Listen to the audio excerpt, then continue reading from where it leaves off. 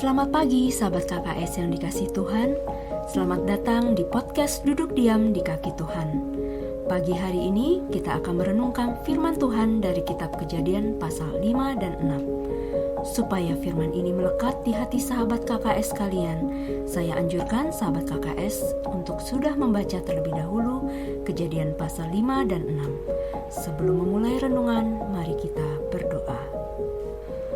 Allah Bapa yang kekal dan penuh kuasa, ini kami Tuhan, anak-anak-Mu. Kami mau duduk diam di kaki-Mu Tuhan, mendengarkan apa yang hendak Kau sampaikan kepada kami.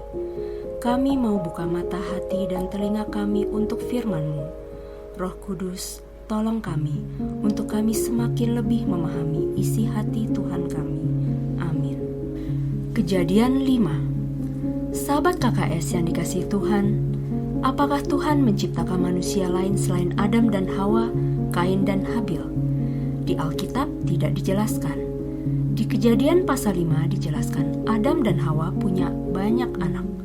Menggenapkan firman Kejadian 1 ayat 28, Allah memberkati mereka. Beranak cuculah, bertambah banyak, penuhilah bumi. Kemungkinan Kain menikah dengan sepupunya. Di Kejadian 5 diceritakan umur mereka sangat panjang. Pada zaman itu belum ada larangan inses menikah dengan saudaranya. Sejak Imamat 18 ayat 6-10 baru ada larangan untuk tidak menikah dengan saudaranya karena akan melahirkan generasi yang cacat. Mari kita simak Imamat 18 ayat 6 dan 10. Siapapun di antaramu janganlah menghampiri seorang kerabatnya yang terdekat untuk menyingkapkan auratnya. Akulah Tuhan. Mengenai aurat anak perempuan dari anakmu laki-laki atau anakmu perempuan, janganlah kau singkapkan auratnya, karena dengan begitu engkau menodai keturunanmu. Sahabat KKS yang dikasihi Tuhan, di Kejadian 5 ini ada nama penting yaitu Henok. Dia bergaul karib dengan Tuhan. Ini seperti Tuhan menemukan sosok Adam dan Hawa sebelum jatuh dalam dosa. Setiap hari komunikasi dengan Tuhan. Saking sayangnya kepada Tuhan, Henok tidak mengalami kematian tapi diangkat oleh Tuhan. Mari kita simak Kejadian 5 ayat 22 dan 24. Dan Henok hidup bergaul dengan Allah selama 300 tahun lagi. Setelah ia memperanakkan Metusalah dan ia memperanakkan anak-anak lelaki dan perempuan. Dan Henok hidup bergaul dengan Allah. Lalu ia tidak ada lagi, sebab ia telah diangkat oleh Allah. Peristiwa pengangkatan akan terjadi lagi bagi anak-anak Tuhan yang mengasihi Tuhan dan bergaul karib akan diangkat. Mari kita simak 1 Tesalonika 4 ayat 16-17. Sebab pada waktu tanda diberi, yaitu pada waktu penghulu malaikat berseru dan sangkakala Allah berbunyi, maka Tuhan sendiri akan turun dari sorga dan mereka yang mati dalam Kristus akan lebih dahulu bangkit. Sesudah itu kita yang hidup yang masih tinggal akan diangkat bersama-sama dengan mereka dalam awan menyongsong Tuhan di angkasa. Demikianlah kita akan selama-lamanya bersama-sama dengan Tuhan. Kejadian 6. Sahabat KKS, segala sesuatu yang terjadi zaman dulu pada kisah di Alkitab akan berulang di zaman sekarang. Oleh karena itu, penting bagi kita belajar firman, supaya mengikuti teladan orang-orang yang berkenan di hadapan Tuhan, yang mendapatkan anugerah seperti Nuh. Mari kita simak Matius 24 ayat 37-44. Apa yang terjadi pada kedatangan anak manusia akan sama seperti yang terjadi pada zaman Nuh. Pada hari-hari sebelum banjir datang, orang makan dan minum. Mereka kawin dan mengkawinkan anak-anaknya. Mereka terus melakukan itu sampai pada hari Nuh masuk ke dalam bahtera. Mereka tidak tahu yang akan terjadi sampai banjir datang dan mereka semua binasa. Kedatangan anak manusia sama seperti itu.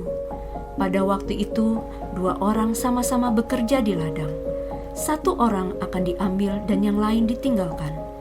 2 perempuan sedang menggiling gandum dengan batu kilangan, yang satu akan diambil dan yang lain ditinggalkan. Berjaga-jagalah selalu, kamu tidak tahu harinya Tuhanmu akan datang. Dan ingatlah, jika tuan rumah tahu kapan pencuri akan datang, dia akan berjaga-jaga. Ia tidak akan membiarkan pencuri masuk ke rumahnya. Oleh sebab itu, kamu juga harus siap sedia. Anak manusia akan datang pada saat yang tidak kamu duga. Hari ini jika sahabat KKS menjadi putus asa, hilang harapan, marah karena doanya tidak dijawab, hati menjadi pahit karena melihat orang-orang kesayanganmu, anggota keluargamu berbuat dosa yang sangat mengerikan dan membuatmu marah, berhentilah marah. Berhentilah pahit, selesaikan hati kita sendiri dulu. Ingatlah bahwa hidup kita itu peperangan roh. Iblis maunya satu keluarga hilang, hancur, jadi milik mereka. Cobalah berpikir satu orang saja yang bertobat, yang hatinya bersih dan terhubung dengan ruang tahta akan membuat anugerah keselamatan tiba pada keluarga kita. Karena Tuhan tidak bisa mengingkari firman-Nya, satu orang bertobat seluruh keluarga diselamatkan. Tapi jika hatimu pahit oleh karena kelakuan suami atau istri atau anak atau orang tua atau mertua dan seluruh keluarga menjadi pahit, bagaimana Tuhan akan menyelamatkan keluarga tersebut? Sahabat KKS, mari kita simak Kejadian 6 ayat 1, 5-8. Manusia menjadi jahat. Jumlah manusia di bumi terus bertambah. Ketika manusia mempunyai anak-anak Allah melihat betapa cantiknya mereka. Jadi mereka memilih perempuan yang disukainya. Mereka mengawininya dan perempuan itu melahirkan anak. Kemudian Tuhan mengatakan, manusia hanya daging. Aku tidak membiarkan rohku susah karena mereka selama-lamanya. Aku membiarkan mereka hidup hanya 120 tahun. Selama masa itu dan sesudahnya, orang Nefilim tinggal di negeri itu. Sejak dahulu mereka terkenal sebagai tentara yang sangat kuat.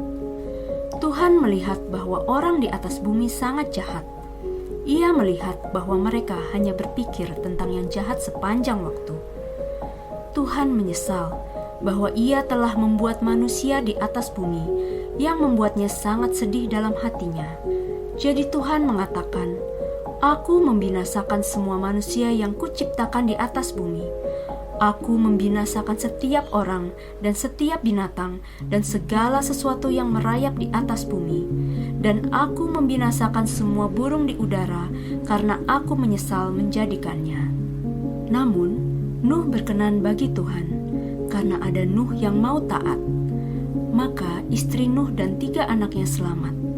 Sahabat KKS, mari yang ingin keluarganya diselamatkan katakan, ya, aku memutuskan hari ini tidak mau kecewa, tidak mau pahit, tidak mau marah melihat keluargaku.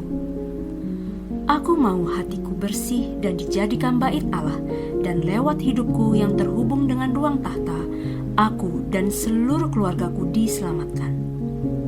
Sahabat KKS, firman Tuhan adalah pelita bagi kita. Melalui firman Tuhan, kita akan menemukan kebenaran, damai sejahtera, dan sukacita di dalam Tuhan. Mari bertekun memahami isi hati Tuhan, bertumbuh setiap hari, serta berjalan dalam terang cahayanya. Sampai jumpa di episode selanjutnya. Tuhan memberkati.